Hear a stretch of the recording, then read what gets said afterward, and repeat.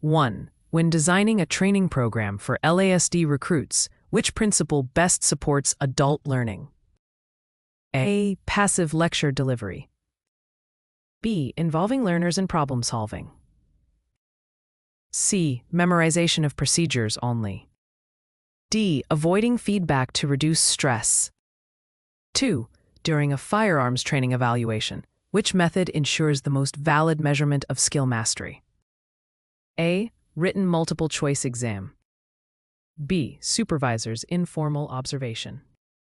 C. Standardized live fire performance test. D. Peer self-assessment. 3. In curriculum development for LASD Academy courses, which step is most essential for aligning learning outcomes with operational needs? A. Collecting feedback from recruits only. B. Conducting a needs assessment of field operations. C. Randomly selecting training objectives. D. Relying exclusively on past curriculum. 4. Which communication technique is most effective for a field training officer mentoring a new deputy? A. One-way directives. B. Active listening and reflective feedback. C. Withholding feedback until the end of probation. D. Relying solely on written notes. 5. In regulatory compliance training, which approach ensures deputies internalize policy changes? A. Reading aloud from the policy manual. B. Scenario-based application of policy. C. Ignoring older policies. D. Testing only on definitions. 6. When mentoring LASD staff, what is the most effective strategy for long-term retention of knowledge? A. Continuous coaching with practical applications. B. Giving recruits thick binders of rules. Avoiding repetition of content. D. Assuming all staff learn at the same pace. 7. What evaluation tool best measures a deputy's decision-making in use of force scenarios? A. Role-play assessment. E. Attendance records. C. Peer popularity surveys. D. Written summary of policy. 8. Which of the following demonstrates effective curriculum sequencing in an LASD tactical training course? A. Starting with advanced hostage scenarios. B. Teaching foundational skills before complex applications. C. Skipping basic procedures to save time.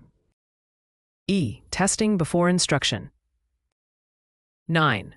How should a trainer address diverse learning styles among LASD recruits? A. Deliver only written material. E. Incorporate visual, auditory, and kinesthetic activities. C. Allow recruits to select only what interests them. D. Avoid hands-on exercises. 10. When evaluating communication during high-stress LASD operations, which factor is most important? A. Length of the briefing. B. Clarity and accuracy of transmitted information. C. Use of complex vocabulary. D. Avoiding radio communication altogether. 11. What is the primary purpose of formative evaluation in LASD training? A. To provide mid-course feedback for improvement. B. To certify final competence. C. To rank recruits. D. To compare LASD with other agencies. 12. Which mentoring approach fosters accountability among deputies? A. Ignoring mistakes to boost confidence. B. Providing constructive feedback tied to performance goals. C. Allowing unlimited attempts without review. D. Criticizing in front of peers. 13. In curriculum development, which is the best practice for ensuring regulatory compliance content remains current? A. Updating modules only after complaints. B. Annual review aligned with new statutes. C. Removing older references without replacement. D. Avoiding policy updates and training. 14. Which evaluation method best tests the critical thinking skills of LASD recruits? A. Multiple choice recall tests. B. Scenario-based assessments. C. Counting attendance hours. D. Memorizing penal codes. 15. What strategy best supports adult learners in mastering investigative interviewing? A. Memorizing scripted questions. B. Practicing interviews with feedback. C. Reading case law only. D. Avoiding role play. 16. Which mentoring practice is most effective for supporting career progression in LASD? A. Assigning increasing responsibility with guided feedback. B. Limiting deputies to the same tasks. Avoiding feedback on errors. D. Providing mentorship only at promotion time. 17. When delivering compliance training, what ensures deputies understand the consequences of non-compliance? A. Sharing case studies of real incidents. B. Ignoring misconduct examples. C.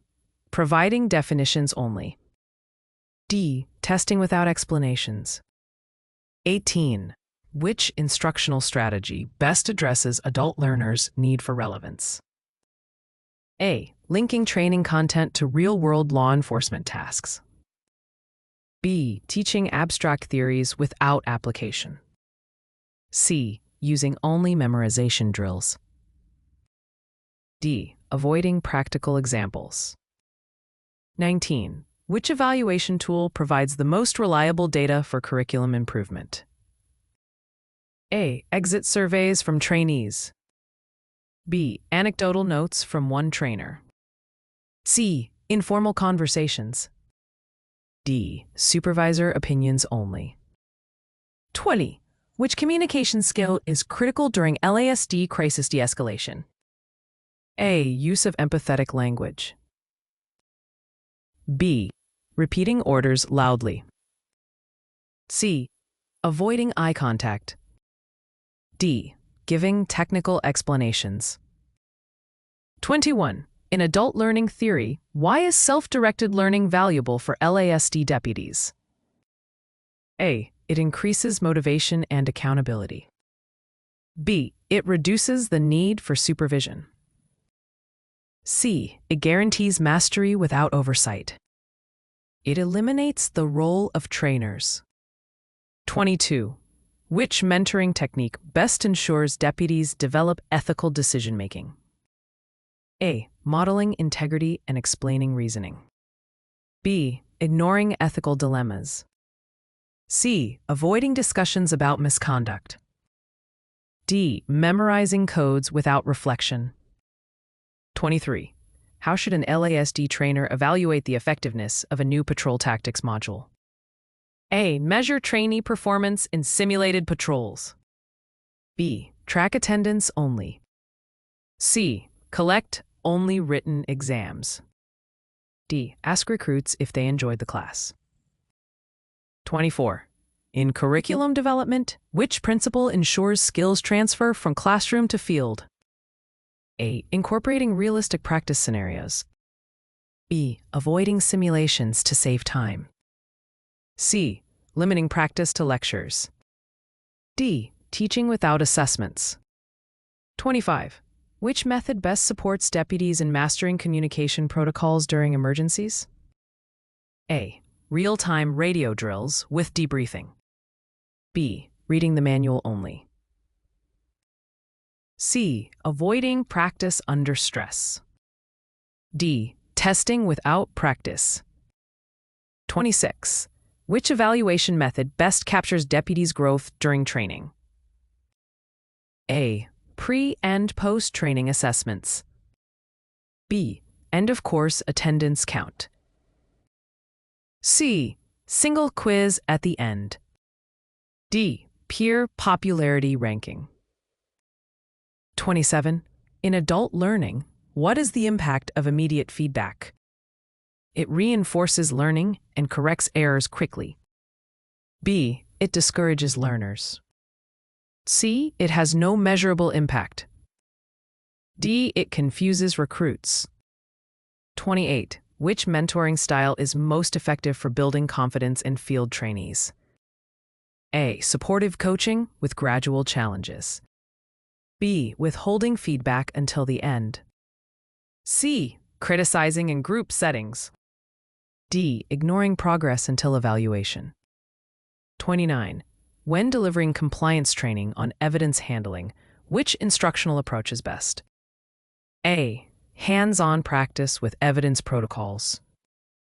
B. Reading penal code sections aloud. C. Memorizing definitions only. D. Avoiding practical exercises. 30. Which principle ensures curriculum aligns with LASD's mission? A. Linking learning objectives to organizational goals. B. Focusing on unrelated theoretical topics. C. Ignoring field needs. D. Copying other agencies' training without adaptation. 31. Which evaluation tool is best for capturing long-term retention of LASD training content? A. Follow-up assessments after field deployment. B. Immediate recall quizzes. C. Attendance records. D. Peer reviews only. 32. In communication, which factor most impacts effectiveness during LASD briefings? A. Structure and clarity of message. B. Using long technical terms. C. Speaking rapidly.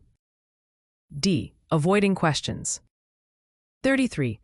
Which adult learning principle is best applied in high-risk tactical training? A. Learning by doing under controlled conditions. B. Memorizing without practice. C. Avoiding realistic scenarios. D. Sole reliance on lectures. 34. What is the primary role of summative evaluation in LASD training? A. Certifying readiness for duty. B. Providing mid-course corrections. C. Testing motivation. D. Ranking trainers.